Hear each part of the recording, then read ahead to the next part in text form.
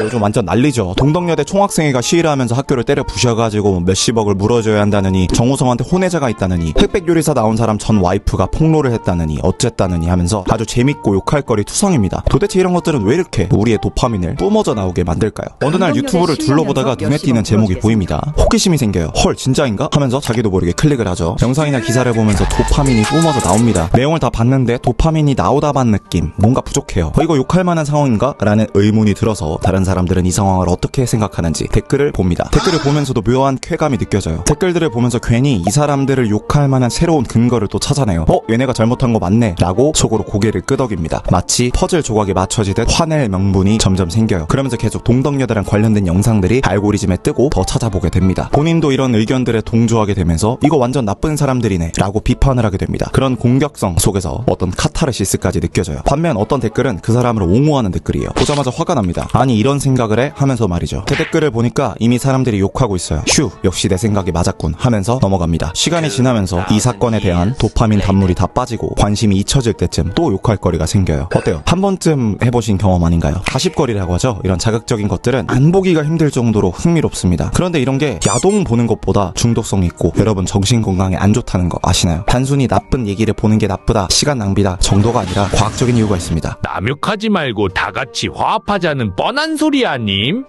아니요, 저는 뭐 평등주의, 유토피아 이런 걸 얘기하려는 게 아니에요. 저는 개인주의에 가깝습니다. 오직 여러분의 스스로의 이득을 위해서 하지 말라는 거예요. 오늘 영상을 보시면 이런 혐오, 가십거리들이 도대체 왜 이렇게 재밌고 인기가 많은지, 왜 나한테 안 좋은 건지 알게 되실 거고, 오히려 여러분이 최면당하고 있다는 걸 알게 될 거예요. 특히 심리학에 관심 있는 분들이 좋아하실 영상입니다.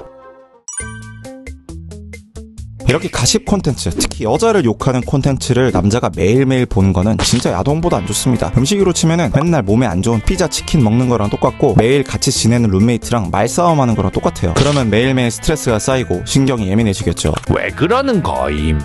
뇌에서 어떤 일이 일어나는지를 보면 됩니다. 여러분이 가십 콘텐츠를 보면서 욕할 때 우선 도파민이 나와요. 누구누구 사귄다, 누구누구 잘못했다, 이런 썸네일을 봤을 때 궁금한 느낌을 들게 하는 그게 바로 도파민이에요. 댓글을 볼 때도 똑같습니다. 나랑 의견이 비슷한 사람들의 댓글이나 영상을 보면서 내가 맞았다는 느낌을 느끼고 싶어요. 도파민이 또 나오거든요. 실제로 논쟁을 해서 이길 때 나오는 그 느낌의 도파민이 나옵니다. 기분 좋으면 좋은 거 아님?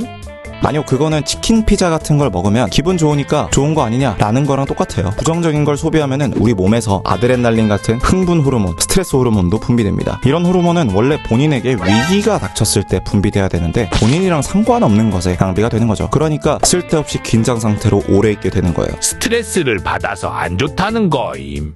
아니요, 그것뿐이면 상관없습니다. 여러분이 그렇게 남들을 욕하는 콘텐츠를 소비하고 몰입을 하면 할수록 여러분은 여자 앞에서 자신감이 떨어질 거예요. 그게 무슨 말임?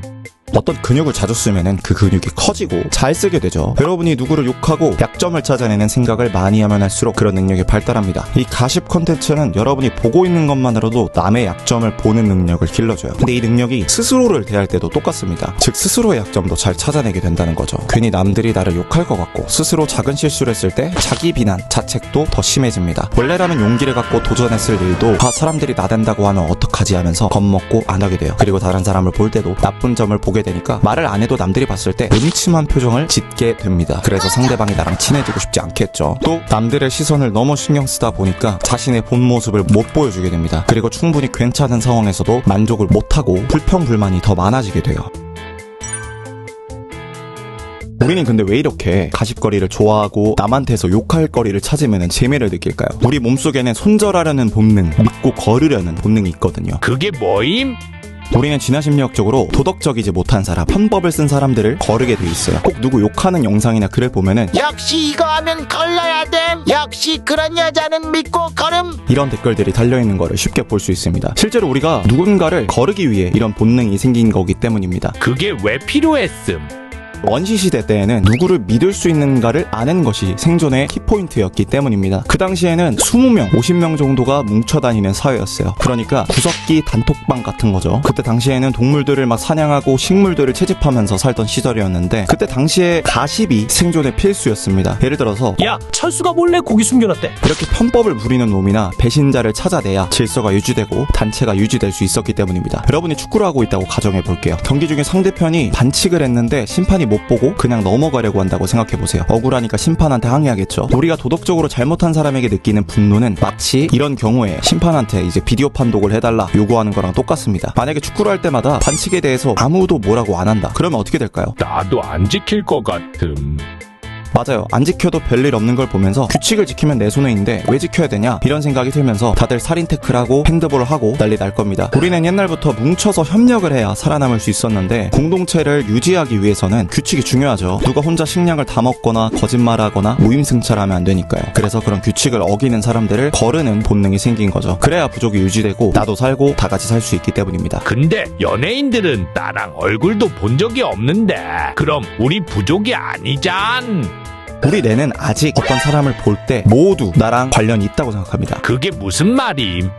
연예인을 봐도 이 사람은 나랑 관련이 없는 연예인이다라고 정확히 인지하지 못해요. 연예인 남자들이 누가 군대 빼려고 하다 걸렸대 라는 걸 보면 바로 화가 나는 이유는 우리 부족에서 고기를 빼돌린 철수를 본 것 같은 느낌이 들기 때문인 거죠. 마치 남자들이 실제 여자가 아니라 인터넷으로 모니터 화면으로 보이는 여자 사진이랑 영상만 봐도 성욕을 느끼는 것처럼 우리 뇌는 연예인도 그냥 내 앞에 있는 사람, 내 공동체에 있는 사람처럼 느낍니다. 그래서 연예인 팬들이 진짜 누군가를 좋아하는 느낌을 느끼고 그 연예인이 연애라도 하면은 실제로 무는 사람들이 있을 정도죠. 사실 우리가 실제 눈이 아니라 모니터로 사람들을 볼 수 있게 된 게 거의 100년 정도밖에 안 됐잖아요. 10만 년 전에는 우리가 본 사람들은 그냥 거의 다 나랑 같은 공동체에 속한 사람이었고 그 사람들만 평생 보다가 죽습니다. 인구수는 훨씬 적은데 이 넓은 지구에서 나눠서 산 거예요. 당연히 자동차나 심지어 자전거 같은 것도 없었기 때문에 걸어다니면서 평생 반경 몇십 킬로 내에서 산 겁니다. 낯선 얼굴을 본다는 것 자체가 흔치가 않아요. 보게 되면 큰 사건입니다. 태어나서 처음 보는 사람을 만날 확률이 저도 궁금해서 계산을 해봤어요. 당시 인류의 규모랑 지구의 넓이 중에 살 수 있는 곳, 지리적 요인 등등 이런 것들로 대략 계산해 보이니까 0.5% 이하로 나오더라고요. 게다가 처음 보는 사람은 적일 확률이 높잖아요. 검증된 우리 편이 아니니까요. 그러면 어떻게 해야 될까요? 검증을 해야 함.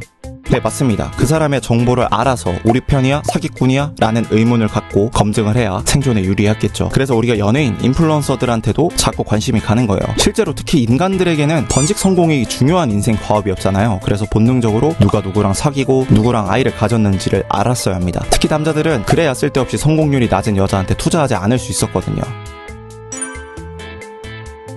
네, 여러분 불나방이 뭔지 아시죠? 가로등 불빛 쪽에서 붙어서 계속 날고 있는, 그러다가 뜨거운 전등 때문에 죽는 경우도 많은 그 벌레입니다. 불나방은 이렇게 본능적으로 빛이 있는 곳으로 날아가요. 그리고 그 본능 때문에 가로등 불빛 같은데 갇히죠. 마치 감옥처럼. 그래서 사람들은 이런 생각을 합니다. 아니 저기 가면 죽는데 그걸 모르네. 역시 동물들은 멍청하군. 근데 나방은 그저 달빛을 내비게이션 삼아서 일정하게 날도록 진화한 것 뿐이에요. 원래 내비게이션 따라서 가면은 99%가 정확했었는데 갑자기 인간이 가로등 같은 걸 만들면서 달빛인 줄 알고 내비게이션이 고장난 거죠. 나방이 불빛 주위를 쓸데없이 맴도는 걸 불빛 감옥에 갇혔다는 표현을 쓰기도 합니다. 근데 인간이 가십거리를 보면서 욕하는 것도 똑같아요. 인간들도 나방처럼 가십 감옥에 갇히는 겁니다. 그런 얘기 들어보셨죠? 우리가 당뇨에 걸리고 비만에 걸리는 이유가 원시시대 때에는 먹을 게 부족해서 단 것들, 고칼로리 음식들을 발견하면은 최대한 많이 먹도록 진화했기 때문이라고요. 결론적으로 동덕여대가 어쩌니 정우성이 어쩌니 하는 것들에 자꾸 관심이 가고 욕을 하고 싶어지는 건 우리 본능 때문에 일어나는 것이라는 거를 알아차리셔야 됩니다. 불나방처럼 본능에 휘둘리면서 감옥에 갇히고 싶으신가요? 아니면 정말 여러분과 관련된 일에, 여러분의 인생에 집중하며 살고 싶으신가요?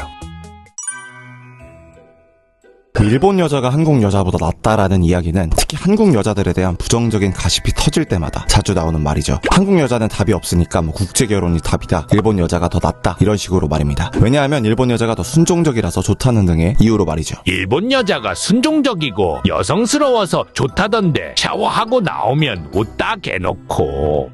그러면서 인터넷에 한국 여자를 걸러야 하는 이유라면서 돌아다니는 글들을 보면은 한국 여자는 허영심이 강하다, SNS에 해외여행이나 명품 사진 올리고 비싼 음식 먹는 거 자랑하는데 실제로는 돈이 없거나 남자한테 얻어먹은 거다, 이런 얘기들이 많죠. 근데 이런 생각들이 왜 생겼는지 생각해볼 필요가 있어요. 대부분의 이런 의견을 가진 사람들은 그냥 뉴스를 보거나 여초 커뮤니티에 있는 여자들이나 총학생회에 출마하는 여자들 같은 일부 특정한 사례들을 보고 판단하는 겁니다. 하지만 이런 거는 그냥 전 세계 어디에나 비슷한 비율로 여자들로 존재하는 문제예요. 여초 사이트에서 공격적인 글을 쓰고 총학생회 출마해서 당선까지 되는 그런 여자들, 그리고 그런 시위를 주도하는 사람들은 기본적으로 남성 호르몬이 평균 여자들보다 많아서 승부욕과 공격성이 높은 경우가 많아요. 게다가 인생에서 하고 싶은 게 많지 않아서 그런 공격적인 것들에 매몰된 사람들이어야 합니다. 이건 평균적인 여자가 아니라 아주 일부 몇 퍼센트 안 되는 사람들이에요. 해봤자 여자들 중에서 5에서 10% 정도인 겁니다. MBTI 유형으로 얘기하면 이해가 쉬운데 ENTP, ENTJ 이렇게 약간 이상주의가 있으면서 자기애 높고 공격적인 성향이 많다고 추정할 수가 있어요. 그리고 이런 공격적인 여자들은 전 세계 어딜 가도 있습니다. 미국만 가도 뭐 KFC 같은 데 들어가서 동물 먹지 말라고 막 동물 보호단체에서 시위하고 그러죠. 그리고 인터넷에서 남자들이 좋아하는 일본 여자 생각보다 단점도 많습니다. 먼저 정말로 일본 여자들은 공격적이지 않고 남자 말에 꿈뻑 죽을까요? 아닙니다. 일본에도 총학생회 같은 게 있고 공격적인 여성 단체들이 있어요. 일본에서도 여성 단체가 욕을 바가지로 먹은 적이 많아요. 황실 폐지를 요구하면서 황실의 상징물을 불로 태우고 모욕하는 퍼포먼스를 하다가 욕을 엄청 먹기도 했고, 우리나라 미투 할 때쯤에 일본도 미투 운동을 하면서 실명을 너무 거론해서 사생활을 중요시하는 일본 내에서 욕을 먹기도 했습니다. 또 일본에는 겉과 속이 다른 문화가 있어요. 이거를 혼내와 다테마에라고 하는데 앞에서는 웃고 뒤에서는 욕하는 그런 거죠. 그래서 여러분이 동경하던 그 순종적인 여성스러운 모습이 가면일 확률이 높습니다. 반면에 제가 실제로 본 한국 여자들 중에서도 아침에 남편 도시락 싸주는 현모양처가 되는 게 꿈인 여자들은 여전히 일정 비율로 존재합니다. 그래서 한국 여자들을 싸잡아서 욕할 필요가 없어요. 또 일본 여자가 한국 남자라면 꿈뻑 죽을 줄 아는데, 예를 들어서 그 여자들은 한국 남자에 대한 환상을 아이돌들을 보면서 키운 거예요. 아이돌을 보면서 높아진 기준 때문에 오히려 외모를 더 많이 보기도 하고 개인주의적인 성향도 문화 자체가 강합니다. 게다가 예쁜 한국 여자만큼 예쁜 일본 여자 비율이 그렇게 높지도 않아요. 또 한국 여자들이 허영심이 많다고 하는데 그냥 SNS에 자랑하는 거는 전 세계 어딜 가나 있는 문화고, 이것도 그냥 성향입니다. 일본은 자랑하고 일본은 안 하는 거예요. 미국에는 돈만 버는 여자를 칭하는 골드디거라는 단어가 있고, 일본에도 돈만 목적으로 하는 사람을 지칭하는 용어가 있고, 심지어 돈 받고 중년 남자들과 교제하는 문화도 흔해져서 문제가 되고 있습니다. 그러면 왜 그렇게 욕하는 거임?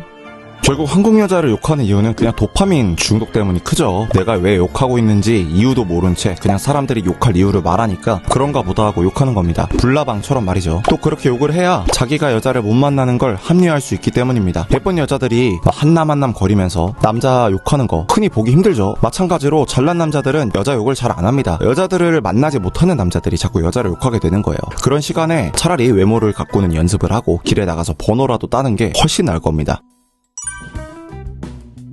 제가 아는 음악 하시는 분이 있는데 한 번은 다 같이 모인 자리에서 그 당시 엄청 핫했던 가십거리에 대한 얘기가 나온 적이 있어요. 근데 그분은 그거에 대해서 모르시더라고요. 저는 감정을 담아야 하는 게 직업이라 안 좋은 영향을 주는 거는 안 보려고 한다, 이렇게 조심스럽게 얘기하셨습니다. 굉장히 멋져 보였어요. 반대로 그분이 매번 연예인 누구누구 관련된 그거 봤어? 하고 물어봤으면 되게 없어 보였을 것 같아요. 여러분, 이렇게 여러분의 이미지를 위해서라도 모든 가십거리들, 특히 연예인 이야기는 관심을 끄는 게 좋습니다. 대화에 끼기 위해서 가십거리를 알아야 할 필요도 없어요. 다들 무의식적으로는 이게 쓸데없는 얘기인 줄 알거든요. 그래서 그런 거에 관심 없는 여러분을 겉으로는 왜 그것도 모르냐 뭐라 할 수는 있지만 부러워할 겁니다. 여러분과 관련도 없는 사람들 중에 누가 잘못했냐 누가 잘했냐 같은 걸로 다루는 콘텐츠는 아예 끊으세요. 토론을 너무 좋아하고 미치겠다 하시는 분들은 차라리 독서토론 모임을 찾아가서 토론하시는 게 낫습니다. 차라리 가십 얘기를 어차피 알게 될 거면 오프라인에서 얘기가 나왔을 때 그게 뭐냐면서 듣는 게 나아요. 제가 오늘 가십거리 관심 끄라고 했다고 굳이 그 자리에서 그런 거 관심 가지면 안 좋대요 라고 말하지는 마세요. 오히려 분위기만 싸해지고 사회적으로 어울리지 못하는 사람처럼 보일 수 있습니다. 그런 가십거리에는 본능적으로 관심이 가는 게 당연하고 그거를 일부러 신경 안 쓰는 게 대단한 거예요. 자꾸 그런 게 보이는데 어떡함? 여기 심리학적인 꿀팁이 있습니다. 행동을 바꾸려면 환경을 바꾸면 돼요. 바로 알고리즘을 초기화하는 겁니다. 만약 여러분이 평소에 이런 사이버 레카 채널들을 너무 많이 구독하고 있고 알고리즘에 계속 뜬다면 구글 계정 하나에 새로운 채널을 만드는 기능이 있어요. 그걸로 새로 유튜브를 보기 시작하면서 알고리즘을 새로 만드시는 거를 추천드립니다. 게임 캐릭터를 새로 키우는 느낌으로 알고리즘을 건강하게 만들어 보세요. 인스타그램에도 알고리즘 초기화 기능이 있을 겁니다. 혹시 보이더라도 정말 흥미진진한데 안 봐야겠다라고 스스로 마음 먹으시면서 관심 없음, 채널 추천 안함 등등을 눌러서 안 보이게 치워두시고 새로 키우는 알고리즘을 잘 키워보겠다 생각하고 접근하시면 재밌게 습관을 바꾸실 수 있을 거예요. 여자가 봤을 때도 가십거리에 집중하는 남자는 매력이 없어 보이겠죠. 끊어야 합니다. 하지만 이런 것들을 끊으시면 생각보다 시간이 많이 남으실 거예요. 내가 생각보다 쓸데없는 것들에 시간을 많이 썼구나라고 느끼실 수도 있습니다. 그럼 유튜브에서 뭘 봐야 함? 굳이 유튜브를 보고 싶으시면은 영양가 없는 내용보다는 생산적인 내용을 보는 게 좋겠죠. 자기계발 영상을 봐야 함.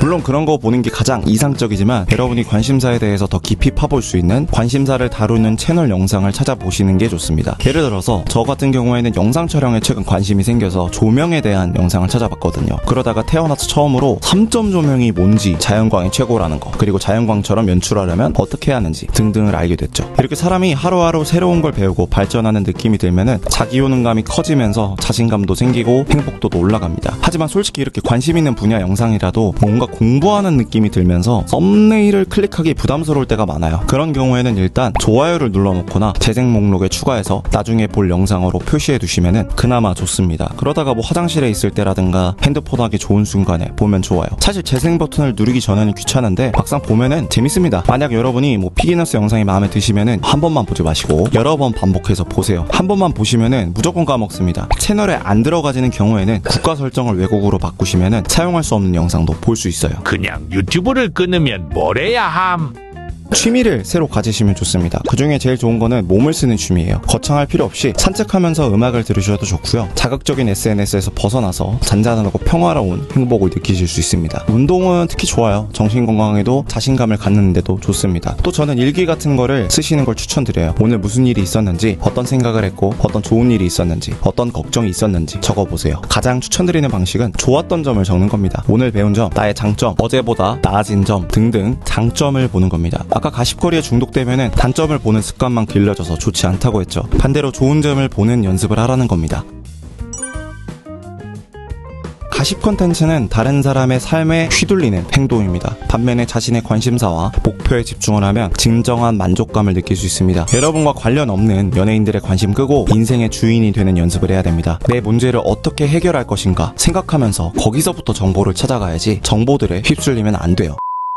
여기까지 영상을 보신 분들은 이런 생각이 드실 거예요. 나도 정말 발전하고 싶다고, 나한테 해가 되는 것들을 다 끊고 싶은데 막상 행동으로 옮기기가 너무 힘들다고, 끊고 싶은데 동기부여가 안 된다고, 같이 할 사람도 없어서 할 맛이 안 난다고, 전에도 발전해보려고 이것저것 운동도 해보고 책도 읽어봤는데 다 소용이 없었다고 말이죠. 그런 여러분들의 성장을 위해서 이번 피기너스 네이버 카페에서 자기개발 게시판을 만들었습니다. 예를 들면 이런 것들이에요. 다같이 운동 인증을 하고 더 멋있는 남자가 되기 위해서 어떤 노력을 했는지 등등 적는 게시판입니다. 아무도 댓글을 안 달아주면 어떡함?